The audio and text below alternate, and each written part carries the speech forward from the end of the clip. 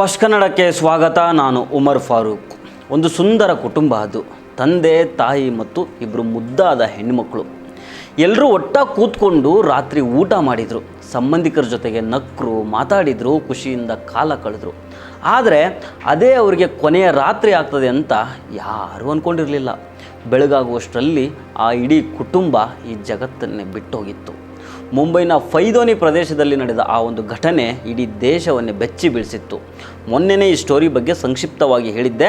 ಇವತ್ತಿನ ಈ ಎಪಿಸೋಡ್ನಲ್ಲಿ ಆ ಕುಟುಂಬದ ಸಾವಿಗೆ ಕಲ್ಲಂಗಡಿ ಹಣ್ಣು ಕಾರಣ ಆಯಿತಾ, ಅಥವಾ ಯಾರಾದರೂ ಆ ಕಲ್ಲಂಗಡಿ ಹಣ್ಣುಗಳಿಗೆ ವಿಷಪ್ರಾಶನ ಮಾಡಿದ್ರಾ? ಈ ಕೇಸ್ ಬಗ್ಗೆ ವೈದ್ಯಕೀಯ ವರದಿಗಳು ಏನು ಹೇಳ್ತಾ ಇದ್ದಾವೆ, ಇದೆಲ್ಲವನ್ನು ಡೀಟೇಲ್ ಆಗಿ ನೋಡ್ತಾ ಹೋಗೋಣ. ಆದರೆ ಅದಕ್ಕೂ ಮೊದಲು ನೀವು ಇನ್ನೂ ನಮ್ಮ ಚಾನಲನ್ನು ಸಬ್ಸ್ಕ್ರೈಬ್ ಮಾಡಿಲ್ಲ ಅಂದರೆ ದಯವಿಟ್ಟು ಸಬ್ಸ್ಕ್ರೈಬ್ ಮಾಡಿಕೊಳ್ಳಿ. ಹಾಗೆ ಈ ವಿಡಿಯೋವನ್ನು ಕೊನೆಯ ತನಕ ಮಿಸ್ ಮಾಡದೆ ನೋಡಿ.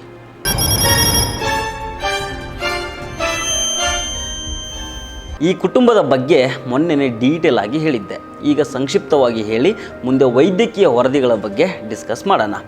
ಅಬ್ದುಲ್ಲಾ ಡೋಕಾಡಿಯಾ 40 ವರ್ಷ ವಯಸ್ಸು, ಅವರ ಪತ್ನಿ ನಸ್ರೀನು 35 ವರ್ಷ ವಯಸ್ಸು ಮತ್ತು ಕಣ್ತುಂಬ ಕನಸುಗಳನ್ನು ಇಟ್ಟುಕೊಂಡಿದ್ದ ಮಕ್ಕಳಾದ ಆಯೇಷಾಗೆ 16 ಹಾಗೂ ಜೈನಾಬ್ಗೆ 13 ವರ್ಷ ವಯಸ್ಸು. ಏಪ್ರಿಲ್ 25ನೇ ತಾರೀಕು ಶನಿವಾರದ ರಾತ್ರಿ ವೀಕೆಂಡ್ ಅಂತ ತಮ್ಮ ಮನೆಯಲ್ಲಿ ಸಂಬಂಧಿಕರಿಗೋಸ್ಕರ ಒಂದು ಸಣ್ಣ ಔತಣ ಕೂಟವನ್ನು ಏರ್ಪಡಿಸಿದ್ರು. ರಾತ್ರಿ ಸುಮಾರು 10:30 ಹೊತ್ತಿಗೆ ಎಲ್ಲರೂ ಸೇರಿ ಚಿಕನ್ ಪಲಾವ್ ಮತ್ತು ಬಿರಿಯಾನಿಯನ್ನು ತಿಂದಿದ್ರು. ಅತಿಥಿಗಳೆಲ್ಲ ತಮ್ಮ ಮನೆಗಳಿಗೆ ಮರಳಿದ ಮೇಲೆ ಮಧ್ಯರಾತ್ರಿ ಸುಮಾರು 1:30 ಹೊತ್ತಿಗೆ ಡೊಕಾಡಿಯಾ ಕುಟುಂಬದ ಈ 4 ಜನ ಮಾತ್ರ ಕಲ್ಲಂಗಡಿ ಹಣ್ಣನ್ನು ತಿಂದಿದ್ದಾರೆ. ಆದರೆ ಬೆಳಗಿನ ಜಾವ 5ರಿಂದ 5:30 ಸುಮಾರಿಗೆ ಈ 4 ಜನರಿಗೂ ತೀವ್ರವಾದ ವಾಂತಿ, ಭೇದಿ ಮತ್ತು ಹೊಟ್ಟೆ ನೋವು ಕಾಣಿಸ್ಕೊಂಡಿದೆ. ಪಕ್ಕದ ಮನೆಯ ಜೈದ್ ಅವರು ಹೇಳುವ ಪ್ರಕಾರ ಕರುಳು ಹಿಂಡುವ ಮಾತುಗಳು. ಆ ಬೆಳಗಿನ ಜಾವ ನೆರವಿಗೋಸ್ಕರ ಅವರು ಧಾವಿಸಿದಾಗ ಆ 4 ದೇಹಗಳು ಸಂಪೂರ್ಣವಾಗಿ ತಣ್ಣಗಾಗಿದ್ವು. ನೆರೆಯವರೆಲ್ಲ ಸೇರಿ ತಕ್ಷಣ ಅವರನ್ನು ಬೆಡ್ಶೀಟ್ಗಳಲ್ಲಿ ಸುತ್ತಕೊಂಡು ಟ್ಯಾಕ್ಸಿಯಲ್ಲಿ ಆಸ್ಪತ್ರೆಗೆ ಕರ್ಕೊಂಡು ಹೋಗ್ತಾರೆ. ಮೊದಲು ಫ್ಯಾಮಿಲಿ ಡಾಕ್ಟರ್ ಬಳಿ, ನಂತರ ಹೆಚ್ಚಿನ ಚಿಕಿತ್ಸೆಗೋಸ್ಕರ ಜೆ ಆಸ್ಪತ್ರೆಗೆ ಅಡ್ಮಿಟ್ ಮಾಡಲಾಗುತ್ತೆ. ಆದರೆ ವಿಧಿಯಾಟ ಬೇರೆಯೇ ಆಗಿತ್ತು. 13 ವರ್ಷದ ಕಿರಿಯ ಮಗಳು ಜೈನಾಬು ಆಸ್ಪತ್ರೆ ತಲುಪುವ ಮೊದಲೇ ಪ್ರಾಣ ಬಿಟ್ಟಿದ್ಲು. ಉಳಿದ 3 ಆಸ್ಪತ್ರೆಯಲ್ಲಿ ಚಿಕಿತ್ಸೆ ಪಡಿತಾನೆ ಅದೇ ದಿನ ಕೆಲವು ಗಂಟೆಗಳ ಅಂತರದಲ್ಲಿ ಒಬ್ಬರಂತೆ ಪ್ರಾಣವನ್ನು ಬಿಡ್ತಾರೆ. ಕೇವಲ ಒಂದೇ ಒಂದು ರಾತ್ರಿಯಲ್ಲಿ ಇಡೀ ಕುಟುಂಬ ಸರ್ವನಾಶ ಆಯಿತು. ಈ ಸಾವುಗಳಿಗೆ ಕಾರಣ ಏನು? ಆರಂಭದಲ್ಲಿ ಇದನ್ನು ಫುಡ್ ಪಾಯ್ಸನಿಂಗ್ ಆಗಿರ್ಬೋದು ಅಂತ ಶಂಕೆ ಮಾಡಲಾಗಿತ್ತು. ಆದರೆ ಇಲ್ಲಿ ಒಂದು ಪ್ರಶ್ನೆ ಎದುರಾಯಿತು. ರಾತ್ರಿ ಬಿರಿಯಾನಿ ಮತ್ತು ಪಲಾವ್ ತಿಂದಿದ್ದ ಅತಿಥಿಗಳಿಗೆ ಏನೂ ಆಗಿರಲಿಲ್ಲ. ಅವರು ಸಂಪೂರ್ಣವಾಗಿ ಫಿಟ್ಟಾಗಿದ್ದರು, ಆರೋಗ್ಯವಾಗಿದ್ದರು. ಆದರೆ ಮಧ್ಯರಾತ್ರಿ ಕಲ್ಲಂಗಡಿ ತಿಂದ ಈ 4 ಮಾತ್ರ ಸಾವನ್ನಪ್ಪಿದ್ರು. ಈ ಕಲ್ಲಂಗಡಿ ಹಣ್ಣನ್ನು ಅಬ್ದುಲ್ಲಾ ಅವರು ನಲ್ ಬಜಾರ್ ಬಳಿಯ ಮಸೀದಿಯ ಹತ್ತಿರ ಹಿಂದಿನ ದಿನವೇ ಖರೀದಿ ಮಾಡಿದ್ರು ಅನ್ನೋದು ವಿಚಾರಣೆಯಿಂದ ತಿಳಿದು ಬಂತು. ಕೂಡಲೇ ಪೊಲೀಸರು ಅಸಹಜ ಸಾವು ಪ್ರಕರಣವನ್ನು ದಾಖಲಿಸ್ಕೊಂಡ್ರು. ಫೋರೆನ್ಸಿಕ್ ಟೀಮ್ ಜೊತೆಗೆ ಮನೆಗೆ ಭೇಟಿ ನೀಡಿ ಕಲ್ಲಂಗಡಿ, ಪಲಾವು, ಹಸಿ ಅಕ್ಕಿ, ನೀರು, ಮಸಾಲೆ, ಖರ್ಜೂರ ಸೇರಿ ಎಲ್ಲದರ ಸ್ಯಾಂಪಲ್ಗಳನ್ನು ಸಂಗ್ರಹಿಸಿ ಪ್ರಯೋಗಾಲಯಕ್ಕೆ ಕಳಿಸ್ತಾರೆ.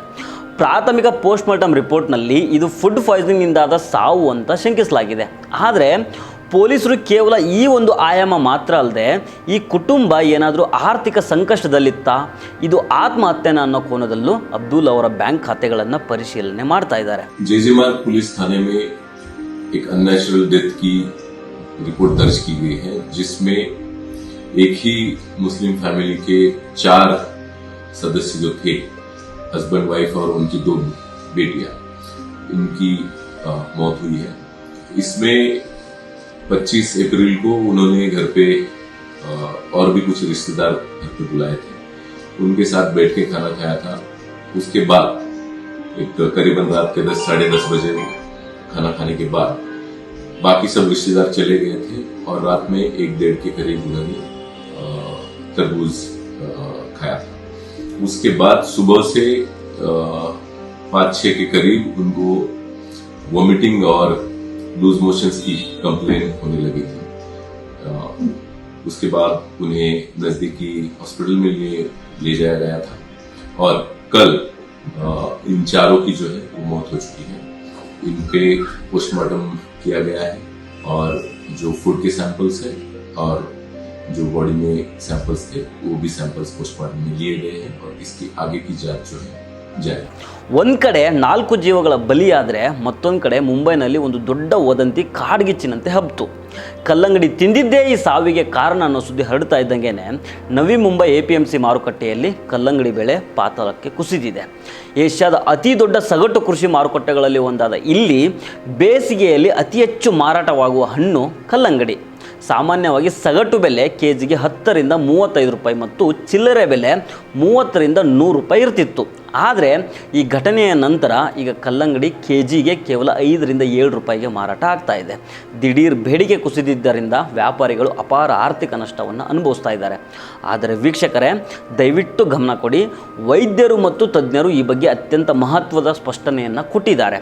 ಕೇವಲ ಕಲ್ಲಂಗಡಿ ತಿಂದಿದ್ದರಿಂದನೇ ಈ ಸಾವು ಸಂಭವಿಸಿದೆ ಅನ್ನೋದಕ್ಕೆ ಯಾವುದೇ ಅಧಿಕೃತ ಪುರಾವೆಗಳು ಇಲ್ಲ. ಚಿಕಿತ್ಸೆ ನೀಡಿದ ವೈದ್ಯರ ಪ್ರಕಾರ ಆ 4 ಜನರಲ್ಲಿ ಕಂಡುಬಂದ ಲಕ್ಷಣಗಳು ತೀವ್ರವಾದ ಕಿಡ್ನಿ ಹಾನಿ ಇತ್ಯಾದಿಗಳು ಸಾಮಾನ್ಯ ಫುಡ್ ಪಾಯ್ಸನಿಂಗ್ಗೆ ಲಕ್ಷಣಗಳಿಗೆ ಸಂಪೂರ್ಣವಾಗಿ ಹೋಲೋದಿಲ್ಲ ಅಂತ ಹೇಳಿದ್ದಾರೆ. ಕಲ್ಲಂಗಡಿ ಹಣ್ಣಿನಿಂದಲೇ ಇಷ್ಟು ವೇಗವಾಗಿ ಸಾವು ಸಂಭವಿಸುವುದು ಅಸಾಧ್ಯ. ಇದರಲ್ಲಿ ಬೇರೆ ಯಾವುದಾದ್ರೂ ವಿಷಕಾರಿ ಅಂಶ ಬೆರೆತಿರಬಹುದೇ ಹೊರತು ಕಲ್ಲಂಗಡಿಯೇ ಸಾವಿಗೆ ಕಾರಣ ಆಗೋದಕ್ಕೆ ಸಾಧ್ಯ ಇಲ್ಲ ಅಂತ ಹಿರಿಯ ವೈದ್ಯರು ಸ್ಪಷ್ಟಪಡಿಸಿದ್ದಾರೆ. ಮಹಾರಾಷ್ಟ್ರದ ಆಹಾರ ಸುರಕ್ಷತಾ ಆಯುಕ್ತರಾದ ಶ್ರೀಧರ್ ದುಬೆ ಪಾಟೀಲ್ ಅವರು ಹೇಳುವಂತೆ, ಕಲ್ಲಂಗಡಿ ಒಂದು ಕೃಷಿ ಉತ್ಪನ್ನ, ಅದರಿಂದ ಯಾರೂ ಸಾಯೋದಿಲ್ಲ. ಕೀಟನಾಶಕದ ಅಂಶದಿಂದಲೇ ಈ ಸಾವು ಸಂಭವಿಸಿದೆ ಅನ್ನೋದು ಕೂಡ ತಪ್ಪು ಕಲ್ಪನೆ ಅಂತ ಹೇಳಿದ್ದಾರೆ. ಲ್ಯಾಬ್ ವರದಿ ಬರೋ ತನಕನೂ ಯಾವುದೇ ವದಂತಿಗಳು ಹರಡಬಾರದು ಅಂತ ಅಧಿಕಾರಿಗಳು ಸಾರ್ವಜನಿಕರಲ್ಲಿ ವಿನಂತಿಯನ್ನು ಮಾಡಿಕೊಂಡಿದ್ದಾರೆ. ಈ ಘಟನೆ ನಮ್ಮೆಲ್ಲರ ಮನಸ್ಸಿನಲ್ಲಿ ಒಂದು ಪ್ರಶ್ನೆಯನ್ನು ಮೂಡಿಸಿದೆ. ಹಣ್ಣುಗಳ ಮೇಲೆ ಸಿಂಪಡಿಸುವ ಕೀಟನಾಶಕಗಳು ಅಂದರೆ ಪೆಸ್ಟಿಸೈಡ್ಸು ಮನುಷ್ಯನ ಜೀವ ತೆಗೆಯುವಷ್ಟು ಅಪಾಯಕಾರಿ ಆಗಿದ್ದಾವ. ನವದೆಹಲಿಯ ಇಂದಿರಾ ಗಾಂಧಿ ರಾಷ್ಟ್ರೀಯ ಮುಕ್ತ ವಿಶ್ವವಿದ್ಯಾಲಯದ ಆಹಾರ ವಿಜ್ಞಾನ ಮತ್ತು ತಂತ್ರಜ್ಞಾನ ವಿಭಾಗದ ಸಹಾಯಕ ಪ್ರಾಧ್ಯಾಪಕ ಡಾಕ್ಟರ್ ದಿನಕರ್ ಕಾಂಬ್ಳೆ ಅವರು ಈ ಬಗ್ಗೆ ಸ್ಪಷ್ಟವಾಗಿ ವಿವರಣೆಯನ್ನು ಕೊಟ್ಟಿದ್ದಾರೆ. ರೈತರು ಹಣ್ಣುಗಳು ಬೇಗ ಬೆಳೆಯೋದಕ್ಕೆ ಮತ್ತು ಕೀಟಗಳಿಂದ ರಕ್ಷಣೆ ಮಾಡೋದಕ್ಕೆ ರಾಸಾಯನಿಕಗಳನ್ನು ಬಳಸ್ತಾರೆ. ಭಾರತೀಯ ಆಹಾರ ಸುರಕ್ಷತೆ ಮತ್ತು ಗುಣಮಟ್ಟ ಪ್ರಾಧಿಕಾರದ ಪ್ರಕಾರ ಪ್ರತಿ ಹಣ್ಣಿನಲ್ಲಿ ಕೀಟನಾಶಕದ ಅಂಶ ಇಷ್ಟೇ ಇರಬೇಕು ಅನ್ನೋ ಗರಿಷ್ಠ ಮಿತಿ ಇರುತ್ತೆ. ಇತ್ತೀಚಿನ ತಪಾಸಣೆಗಳಲ್ಲಿ ದಾಳಿಂಬೆಯಲ್ಲಿ ಡೈಫೋನೋಕೋನೋಜೋಲ್, ಕಿತ್ತಳೆಯಲ್ಲಿ ಕ್ವಿನಾಲ್ಪಾಸ್ ಮತ್ತು ದ್ರಾಕ್ಷಿಯಲ್ಲಿ ಪಿಪೋಫ್ನಿಲ್ನಂತಹ ಅಂಶಗಳು ನಿಗದಿತ ಮಿತಿಗಿಂತ ಹೆಚ್ಚಾಗಿರೋದು ಕಂಡುಬಂದಿದೆ. ಮಹಾರಾಷ್ಟ್ರ, ಉತ್ತರ ಪ್ರದೇಶ, ಪಂಜಾಬ್ ಮತ್ತು ಹರಿಯಾಣ ರಾಜ್ಯಗಳು ಕೃಷಿಯಲ್ಲಿ ಅತಿ ಹೆಚ್ಚು ಕೀಟನಾಶಕ ಬಳಸುವ ರಾಜ್ಯಗಳಾಗಿವೆ. ಆದರೆ ನೆನಪಿರಲಿ, ಸಾಮಾನ್ಯ ಹಣ್ಣುಗಳನ್ನು ತಿಂದ ತಕ್ಷಣವೇ ಯಾರೂ ಸಾಯೋದಿಲ್ಲ. ಆದರೆ ನಿರಂತರವಾಗಿ ಈ ರಾಸಾಯನಿಕಯುಕ್ತ ಹಣ್ಣುಗಳನ್ನು ತಿಂತಾ ಬಂದರೆ ದೀರ್ಘಕಾಲದ ಪರಿಣಾಮಗಳನ್ನು ಎದುರಿಸಬೇಕಾಗ್ತದೆ. ಇದರಿಂದ ಕಿಡ್ನಿ ಸಮಸ್ಯೆ, ನರಮಂಡಲದ ತೊಂದರೆ, ಮಕ್ಕಳ ಬೆಳವಣಿಗೆಯಲ್ಲಿ ಕುಂಠಿತ ಮತ್ತು ಕ್ಯಾನ್ಸರ್ನಂತಹ ಗಂಭೀರ ಕಾಯಿಲೆಗಳು ಬರಬಹುದು. ಕಲ್ಲಂಗಡಿಯ ವಿಚಾರಕ್ಕೆ ಬಂದರೆ ಅದರ ಗಾತ್ರವನ್ನು ಹೆಚ್ಚು ಮಾಡೋದಕ್ಕೆ 4-ಕ್ಲೋರ್ಫೆರಾನ್ ಮತ್ತು ಕೃತಕವಾಗಿ ಹಣ್ಣು ಮಾಡೋದಕ್ಕೆ ಕ್ಯಾಲ್ಸಿಯಂ ಕಾರ್ಬೈಡ್ನಂತಹ ರಾಸಾಯನಿಕಗಳನ್ನು ಬಳಸುವ ಸಾಧ್ಯತೆಗಳು ಇರ್ತವೆ. ಇವು ಮಿತಿ ಮೀರಿದರೆ ವಾಂತಿ, ಬೇದಿ ಮತ್ತು ತಲೆ ತಿರುಗುವಿಕೆ ಉಂಟಾಗಬಹುದು ಅಂತ ತಜ್ಞರು ಹೇಳ್ತಾ ಇದ್ದಾರೆ. ಹಾಗಾದರೆ ಈ ಅಪಾಯದಿಂದ ಪಾರಾಗುವುದು ಹೇಗೆ? ತಜ್ಞರು ನೀಡುವ ಅತ್ಯಂತ ಸರಳ ಮತ್ತು ಪ್ರಮುಖ ಸಲಹೆಗಳು ಏನಂತಂದರೆ, ಹರಿಯುವ ನೀರಿನಲ್ಲಿ ತೊಳಿಬೇಕು. ನೀವು ಮಾರುಕಟ್ಟೆಯಿಂದ ತರುವ ಯಾವುದೇ ಹಣ್ಣುಗಳನ್ನು ಕತ್ತರಿಸುವ ಅಥವಾ ತಿನ್ನುವ ಮೊದಲು ನಲ್ಲಿಯ ಹರಿಯುವ ನೀರಿನಲ್ಲಿ 2 ರಿಂದ 3 ಬಾರಿ ಚೆನ್ನಾಗಿ ತೊಳೆಯಲೇಬೇಕು. ಸಿಪ್ಪೆಯ ಮೇಲೆ ಎಚ್ಚರಿಕೆಯನ್ನು ವಹಿಸಬೇಕು. ಕಲ್ಲಂಗಡಿಯಂಥ ಹಣ್ಣುಗಳ ಸಿಪ್ಪೆ ದಪ್ಪಗಿದ್ರೂ ಅದರ ಹೊರಭಾಗದಲ್ಲಿರುವ ರಾಸಾಯನಿಕಗಳು ನೀವು ಕತ್ತರಿಸುವ ಚಾಕುವಿನ ಮೂಲಕ ಸುಲಭವಾಗಿ ಹಣ್ಣಿನ ಒಳಭಾಗಕ್ಕೆ ಸೇರಿಕೊಳ್ತವೆ.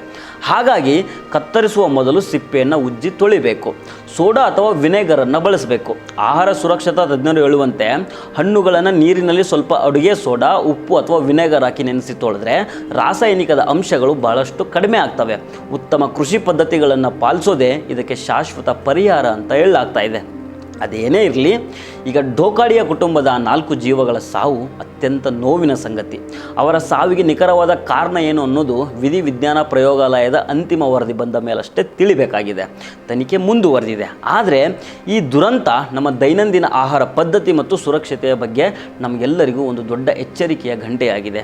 ಕಲ್ಲಂಗಡಿ ಹಣ್ಣನ್ನು ನೋಡಿ ಭಯಪಡಬೇಡಿ, ವದಂತಿಗಳಿಗೆ ಕಿವಿಗೊಡಬೇಡಿ, ಮಾರುಕಟ್ಟೆಯಲ್ಲಿ ಹಣ್ಣುಗಳ ಖರೀದಿಯನ್ನು ನಿಲ್ಲಿಸಬೇಡಿ. ಆದರೆ ಸ್ವಲ್ಪ ಎಚ್ಚರದಿಂದಿರಿ. ನೀವು ತರುವ ಆಹಾರವನ್ನು ಸರಿಯಾಗಿ ಸ್ವಚ್ಛಗೊಳಿಸಿ ಸೇವಿಸಿ.